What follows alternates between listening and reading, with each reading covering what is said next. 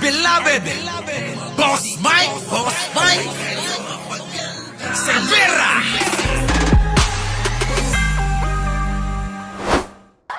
Panag na ng Korte Suprema kung bakit ibinasura ang hiling ni Senador Bato de la Rosa na pigilan ang pag-aresto sa kanya. Sabi ng Korte, nasa imahinasyon lang ni de la Rosa ang sinasabi niyang paglabag umano sa kanyang mga karapatan. Tanginang yan, imagination mo lang. Tanginang Bato. Parang sinabihan ka ng Korte Suprema na tatanga-tanga ka. Gano'n mo, sabihan ka na, imagination mo lang yung mga iniisip mong karapatan mo? Putang ina ka? Ano? Imagination mo lang daw yung mga iniisip mo na mga karapatan mo. Oh. Kita mo yun? Imagination nga ni sabi, oh. Ang pag-aresto sa kanya. Sabi ng Korte, nasa imahinasyon lang ni de la Rosa ang sinasabi niyang paglabag umano sa kanyang mga karapatan. Kita nyo? Imagination niya lang yung sinasabi niyang paglabag daw sa karapatan niya. Putang ina ka ba to? Hayop ka talaga. Oh. Nakatutok si Maki Pulido. Hindi nagpaligoy-ligoy ang Korte Suprema sa pagdetalye ng mga dahilan kung bakit ibinasura ang hinihinging temporary restraining order at status quo anti-order ni Senator Bato de la Rosa laban sa pag-aresto sa kanya sa bisa ng arrest warrant mula sa International Criminal Court. Ayon sa Korte Suprema, tila mas nasa imahinasyon ni de la Rosa kaysa sa realidad ang sinasabi niyang paglabag sa kanyang karapatan laban sa iligal na pag-aresto. Oh, nakita nyo mga kababayan, ano? Imagination mo lang daw yung mga karapatan mo. Wala ka naman palang karapatan ng hayop ka. Ito namang si Alan Peter Cayetano, prenotektahan ka pa. Ito namang si Robin Padilla, abay pinatakas ka pa. Tumulong pa sa pagpapatakas sa'yo, hayop ka. Oh. Unang-una sa lahat, sabi ng Korte, wala naman daw malinaw na karapatang kailangang protektahan kay De La Rosa. Binigyan pa nga raw siya ng protective custody ng Senado, dahilan kung bakit hindi naisilbi ang warrant ng ICC. Pwede naman pala yun, ano? Sana ipinilit na lang talaga, no? Doon sa may Senado, kung ganito pala ang pananaw ng Korte Suprema, mga kababayan. Di ba? Wala eh. Wala daw eh. Oh. At napigil ang kanyang pag-aresto. Yun na nga Bigo po. raw si De La Rosa na ipakitang may matinding pangangailangan para sa pag-i-issue ng TRO upang mapigilan ng irreparable injury o matinding pinsala. Dahil wala naman daw malalabag na karapatan, wala raw mangyayaring irreparable injury. Oh, walang irreparable injury. Walang malalabag na karapatan, Amira. Oh. Dapat Marco Polo hinuli na, no? Wala eh, si John Wick eh. Si John Wick ang may kasalanan din eh. Nakipagtawanan pa kay Bato eh. Oh. Dahil hindi naman daw naipakita ni De La Rosa na nararapat siyang mabigyan ng TRO, hindi na rin nag-issue ng status quo anti-order. Sa 15 mahistrado ng Korte Suprema, 9 ang pumabor na ibasura ang petisyon ni De La Rosa. 5 ang kontra sa desisyon. Isa Parang ano mga kababayan ito, no? Parang Korte Suprema, parang tayo, mas marami yung pabor na nagsasabi na si Bato de la Rosa ay talaga hong may kasalanan. Tapos yung mga didis, kokonti lang. Kokonti lang. Ano sinasabi? Walang kasalanan kasi Bato de la Rosa. Tayo, marami tayo. Parang yung mga hurado sa Korte Suprema. So anong ibig sabihin ko? Talagang mas marami ang mga may unawa na ngayon. Matatalino. Malawak ang pag-iisip. Di ba? Kumpara sa mga DDS. Mga bobo, mga tanga. Kaya banat ba huwag ka nang umapila. Kasama ka. Di ba? Tuloy. ang hindi bumoto. Sa concurring opinion ni Justice Alfredo Benjamin Caguioa, sabi niya, hindi dapat sagipin ng korte ang isang personalidad, lalo na isang public officer, na humaharap sa kasong mass murder na kailangang maidala sa International Criminal Court. Tama mga kababayan. Di ba? Bakit mo naman po protektahan yung isang tao na mass murderer, mamamatay tao. Hindi dapat yan pinoprotektahan. Ginawa ni Alan Peter Cayetano. Ginawa ni Loren Legarda. Itong mga putang inan to. Yan, sila Robin Padilla. Sila Bongo. Yan, sila sila Villanueva. Sila yung drama queen. Si Pia Cayetano na pilit yung iyak. Na nagpipiling na hindi daw kinamusta. Ang dami palang Nako. Dami palang kumamusta sa'yo. Hayop ka. Di raw dapat magresulta ang mga aksyon ng korte para protektahan ang mga nasa kapangyarihan. At hindi raw dapat hayaan ang impunity o kawalan ng pananagutan dahil Korte Suprema ang huling tanggulan para sa proteksyon ng walang kapangyarihan. Yun na nga. Kita nyo, maliwanag ho yan, mga kababayan. Yung mga paliwanag nila, na talagang si Bato de la Rosa, wala na ito. Wala ka ng pag-asa pa na kumuha pa ng sinasabi mo na warrant sa local court. Wala na yun. Baliwala na yun. Kinikilala ng Korte Suprema yung pong warrant of arrest na galing sa ICC. Hindi ho yung kung saan-saan pa na hinahanap-hanap mong hayop ka. Diba? Wala na ho yun. Kinikilala na daw ho ng Korte Suprema yung pong warrant of arrest na galing mismo, na inisyo mismo ng International Criminal Court. Kaya pala talagang ginagalugad ho ngayon ng NBI lahat ng mga pinaghihinalaan na mga pinagtataguan ni kalbong mass murderer Bato de la Rosa.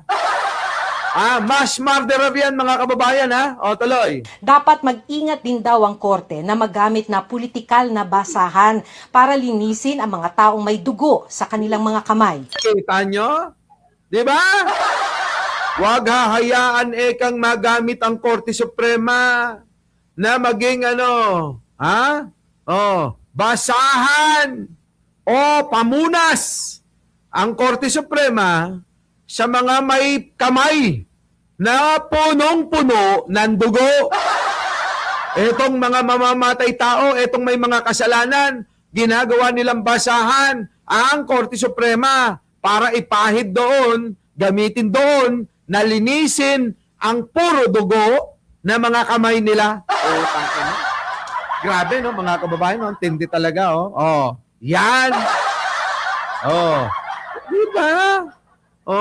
Benji Bernardo, bakit ka natatakot? Les Bank, Bato, para di ka mahanap, magpahaba ka na ng wala. Hindi nga hahaba, sabihin mo, magpakabit ng pilo ka. Katulad kay Marcoleta. Tebingem, di ba? Grabe, no? Si Bato de la Rosa na mass murderer, sabi ng sabi ng Korte Suprema, hindi naman ako sa kapangyarihan. At hindi raw dapat hayaan ang impunity o kawalan ng pananagutan dahil Korte Suprema ang huling tanggulan para sa proteksyon ng walang kapangyarihan. Correct. Dapat mag-ingat din daw ang korte na magamit na politikal na basahan para linisin ang mga taong may dugo sa kanilang mga kamay. Kita nyo, mga kababayan, ang galing ng pagkakabanggit yan. Di ba, Mother Tess, Les Bank, hindi tayo live. Ano ba, Les Bank? Analisa Uso. Sabihin mo nga, Helen Tenoso, na hindi tayo live. 3 minutes bus, good morning. Anong live tayo? Wala. Ano tayo? Replay. Eto na, Eto na. Sabi pa ni Kagiwa, malinaw daw na hindi kailangan ng hiwalay na warrant mula sa isang hukom sa Pilipinas para ipatupad ang pag-aresto sa mga kasong hawak ng ICC, taliwas sa argumento ni De La Rosa. Kita nyo? Maliwanag na ho, Hindi na daw ho kailangan ng hiwalay na warrant of arrest galing sa local court na pinagsasabi ni Bato de la Rosa at ng mga DDS na tatanga-tanga. Kaya nga nasasabihan kayong tanga, mga bobo kayo . O ano? Tama ba yung mga sinasabi nyo ngayon? Na kailangan dumaan muna sa local court at mag-issue ng panibagong warrant? Korte Suprema mismo nagsabi. Paano ngayon yon? Aminin nyo na ng mga tanga, mga bobo kayo, mga putang ina nyo. Ayan korte na nagsabi. Korte!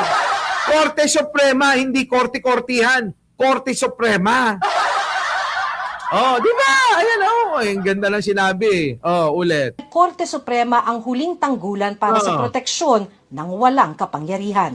Dapat mag-ingat din daw ang korte na magamit na politikal na basahan para linisin ang mga taong may dugo sa kanilang mga kamay. Sabi pa ni Kagiwa, malinaw daw na hindi kailangan ng hiwalay na warrant mula sa isang hukom sa Pilipinas. Malinaw daw na hindi kailangan ng hiwalay na warrant na manggagaling sa hukom sa Pilipinas. Kita nyo? Tangina, dapat talaga dinakmana ni Trillanes yun mga kababayan, Dapat talaga dinakmana. Humarang-harang po itong sila, sino to? Sila Aplaska. Di ba? Chris Ulo, maaga na ako natutulog ngayon ang tulog ko ngayon mga alas 12, tulog na ako. Hoy, nandito si Chris Ulo, himala, napakaagang nagising nito Putang ina, nakakatulog ka pa ba? Pagpahingayin mo naman si YouTube. Mukhang ayaw mo nang pagpahingayin yun si Chris Ulo, mga kababayan. Yun. Eto na.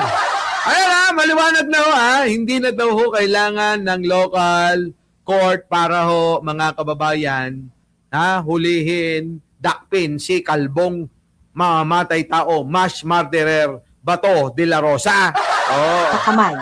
Sabi pa ni Kagiwa, malinaw daw na hindi kailangan ng hiwalay na warrant mula sa isang hukom sa Pilipinas para ipatupad ang pag-aresto sa mga kasong hawak ng ICC.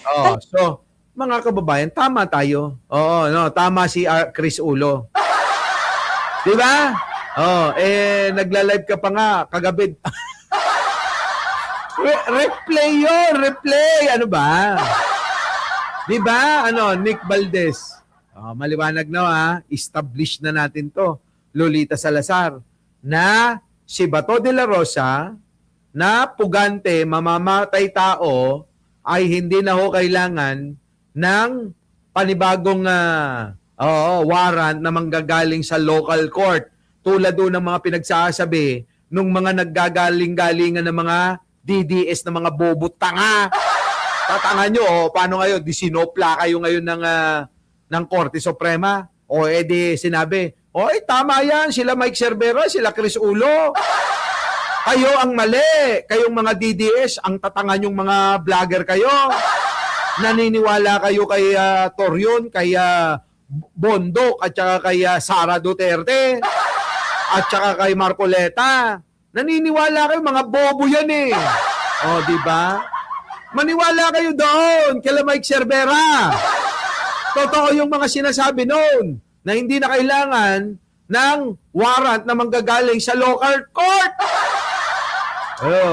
Di paano kayo ngayon? Di pahiya kayo.